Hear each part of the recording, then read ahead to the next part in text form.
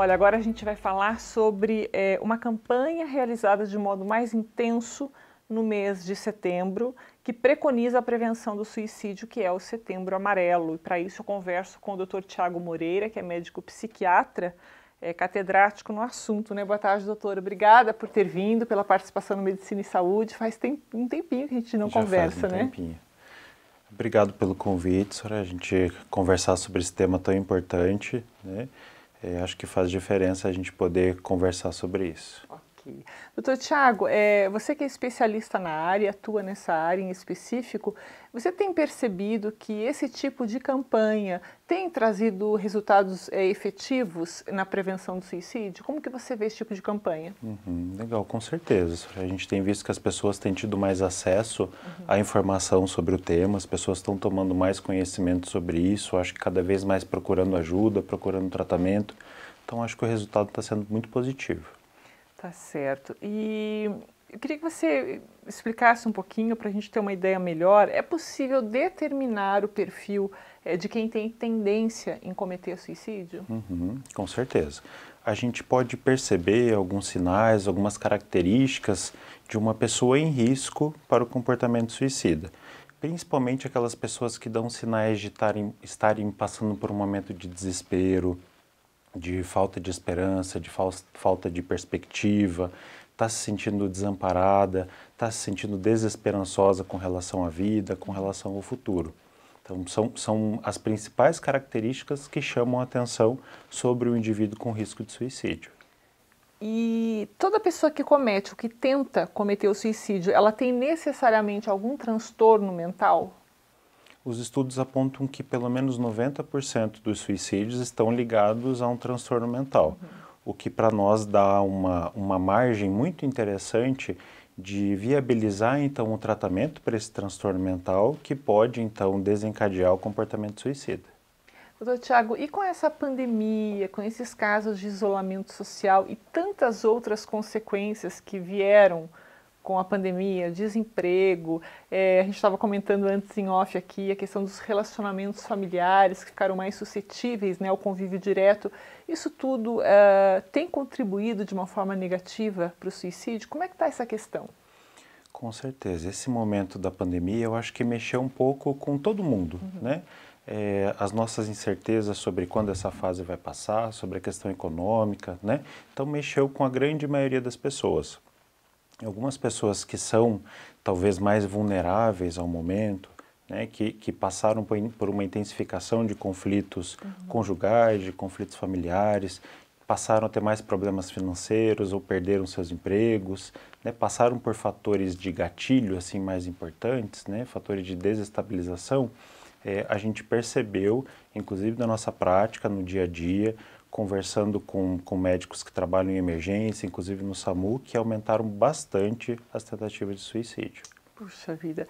E tem algum sinal que a gente pode interpretar como um alarme nessas situações, né? Como perceber se há risco daquela pessoa realmente tentar contra a sua vida?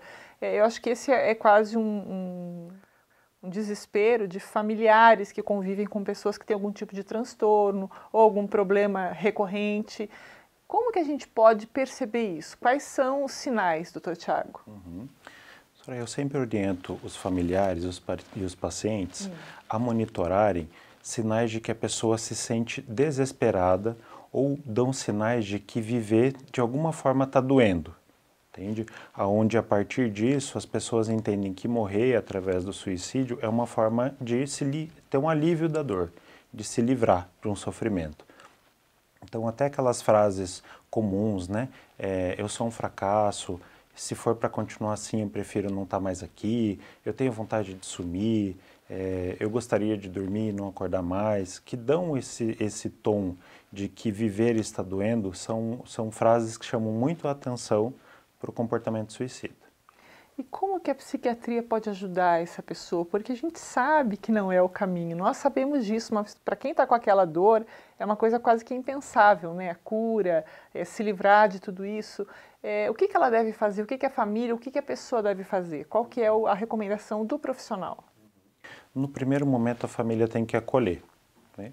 A gente tem que tomar muito cuidado como familiar, como amigo, como colega de trabalho, a não piorar a situação. A primeira coisa, a coisa mais importante, né? Então, acolher essa pessoa, trazê-la para perto, mostrar que ela é uma pessoa importante, que ela tem um papel na vida das pessoas, né? E o segundo passo é encaminhar essa pessoa para um acompanhamento, de preferência com médico e com psicólogo, com profissionais de saúde. Isso é muito importante, né? E como que a gente pode trabalhar efetivamente a questão da prevenção do suicídio? É um problema, assim, que vocês consideram ser da sociedade como um todo? Ele é muito pontual, familiar? Como que a gente, enquanto sociedade, pode ajudar nesse processo de prevenção? O suicídio se tornou um problema epidêmico, né? É uma questão de saúde e de saúde de todos. É muito difícil que uma pessoa passe a vida sem em algum momento ter tido algum pensamento, alguma experiência de pelo menos pensar, poxa, será que eu aguento? Né? Será que eu vou conseguir passar por isso? Isso não quer dizer que a pessoa vá se tornar um suicida, entende?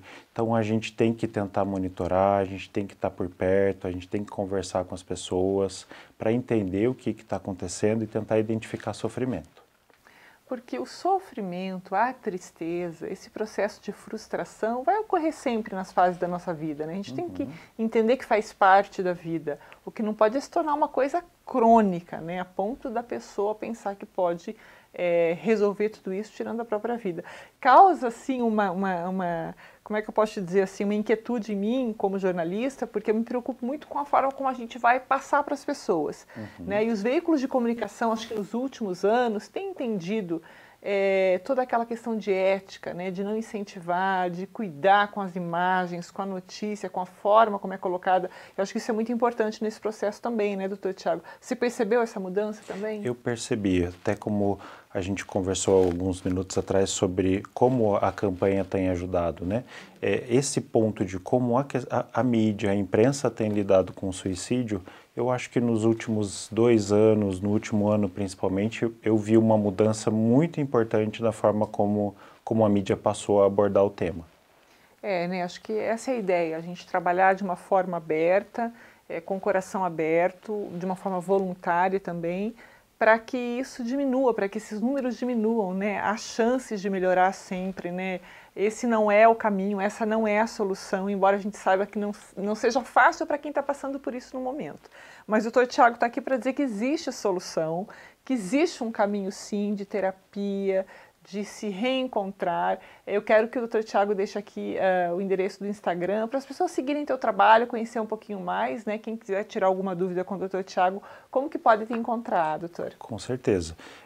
A gente tem um Instagram e um Facebook do Instituto Insight, que é o nosso trabalho, nosso consultório. Está aparecendo aí embaixo no vídeo de vocês. As pessoas podem entrar em contato com a gente lá para tirar dúvida, para buscar informações. A gente está à disposição e principalmente se precisarem de qualquer ajuda relacionada a esse tema. A gente consegue salvar a vida das pessoas através da informação. Que bênção, que coisa boa. E olha, gente, um exemplo de algo que pode ajudar nos momentos de crise suicida é o CVV, o Centro de Valorização da Vida. Se você precisar, não pense 2 vezes. Ligue de qualquer lugar do Brasil para 188. Eu vou repetir, 188. A identidade da pessoa não será revelada, isso é importante, tá? Doutor, muito obrigada por sua participação, tá? Um grande abraço, bom fim de semana e manda um abraço para a Cindy também, para a Julinha. Pode tá deixar. Bom? Obrigado pela oportunidade de sempre, Sara. Eu que agradeço.